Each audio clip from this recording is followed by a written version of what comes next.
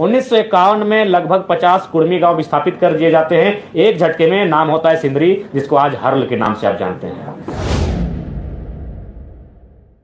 HEC के भी अध्ययन कीजिएगा, कुर्मियों की जमीनें बहुत मात्रा में मिलेंगी। 1907 में टाटा की स्थापना होती है। बहुत भारी संख्या में जमीनों का अधिग्रहण होता है। उस जमीन अधिग्रहण में मैक्सिमम जमीनें कुर्मियों की होती है, जबकि हमारे साथ तो साजिशें आज भी हो रही हैं। उदाहरण के लिए इंद्रजीत महतो, उदाहरण के लिए जगन्नाथ महतो। इस कोरोना काल में 2 ही नेता डैमेज में, दोनों कुर्मियों के बेटे क्यों भैया? क्या कभी मीडिया ने सवाल किया? क्या आपने कभी चिंतन किया? कसम खा के बोल रहे, इसके पीछे भी रीजन यही है कि कुर्मी के बेटे थे। उसके बाद अंग्रेज जैसे भी थे, अच्छे थे बुरे थे जो कहिए, लेकिन कुछ उनमें था बेहतर गुण। उन्होंने देखा कि अगर ऐसा चलता रहा तो ये गरीब भोले भाले लोगों की जमीन लोग लूट लेंगे। फिर वो 1908 में सीएनटी को प्रभावी रूप से लागू कर देते हैं और उसके बाद 1950 तक कुर्मियों की जमीन कोई नहीं लेता है। 1908 में जैसे सीएनटी लागू होता है, 1907 में एकदम बड़ी बेरहमी से टाटा जमीन लेती है। 1908 में सीएनटी लागू होता है, 1950 तक कोई नहीं लेता है। लेकिन फिर यही बात खलने लगती है उद्योगपतियों की कि अगर किसी का जमीन आपको लेना है तो उसको शेड्यूल से हटाना होगा, उसको नॉन शेड्यूल करना होगा, अनशेड्यूल करना होगा, तभी जमीन लेने में सुविधा होगी।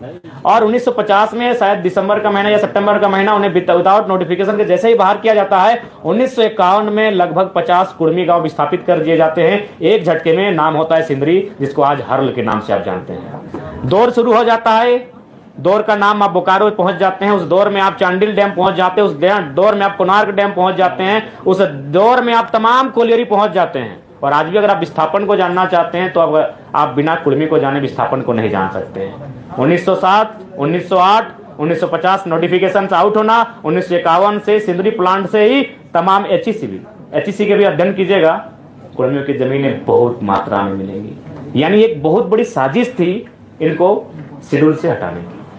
अब देखिए विवाद ये होता है कि ये कौम अगर यहाँ एंट्री करती है तो इससे आदिवासी जो कौम अभी यहाँ है, अच्छा उसके बाद लोग तर्क देते हैं पहले 32 थे अब 36 हो गए, बाकी जो 4 हैं किन्हीं ने अपोज नहीं किया, लेकिन इनको लगता है कि नहीं ये थोड़ा सा आबादी में ज्यादा है। तो मैंने बार बार कहा कि एक रास्ता तैयार कीजिए। भारत एक ऐसा देश है जहां पशु पक्षियों का अधिकार है। आज जंगली हाथी लगातार 10 घरों का हमारा रोज तोड़ रहे हैं, लेकिन फिर भी हम उनको कुछ नहीं कर सकते क्योंकि भारत का संविधान कहता है, भारतीय संविधान आर्टिकल 48 स्पष्ट कहता है वन्य जीव संरक्षण।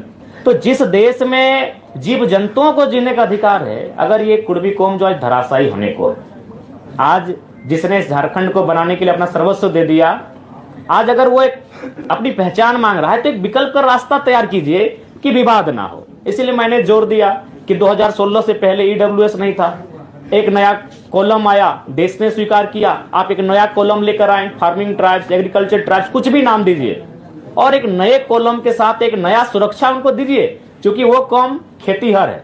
आज झारखंड में पहली आबादी आदिवासियों की, दूसरी कुर्मियों की, फिर अल्पसंख्यकों की आती है। क्या आपको एक भी टॉप बिजनेसमैन का नाम है यार कुर्मियों का? थोड़ा सा ह्यूमैनिटी की बात कीजिए, छोड़ दीजिए इस विवाद से, थोड़ा बाहर आते हैं, मानवता के नाते थोड़ा कुर्मियों की बात कर लीजिए। एक भी बिजनेसमैन को आप जानते हैं? रांची के एचईसी कुर्मियों की जमीन में, हिंडाल्को कुर्मियों की जमीन में, घाटो कुर्मियों की जमीन में, तमाम जो केदला, मोरपा, जो मांडू और रामगढ़ का कोलियरी है, सब कुर्मियों की जमीन में। क्या एक भी आप टॉप मोस्ट बिजनेस टाइकून को जानते हैं? नहीं जानते, क्योंकि उसका संबंध खेती से रहा है। तो वो अपने खेत को मांग रहा है, उनके खेत को दे दीजिए, कोई विवाद नहीं होगा। वो अपने खेतों का संरक्षण मांग रहा है। और एक बात में आप बताइए, ये तब आप इस माहौल को तूल देते हैं जब हमारा कौम डोमिनेटिंग होता। आबादी में हम दूसरे नंबर पर हैं, एकल की बात करेंगे तो पहले नंबर पर हैं। उसके बाद भी हमने एक भी हमारा व्यवहार बताइए डोमिनेटिंग का, जबकि हमारे साथ तो साजिशें आज भी हो रही हैं। उदाहरण के लिए इंद्रजीत महतो, उदाहरण के लिए जगन्नाथ महतो। इस कोरोना काल में 2 ही नेता डैमेज में, दोनों कुर्मियों के बेटे क्यों भैया?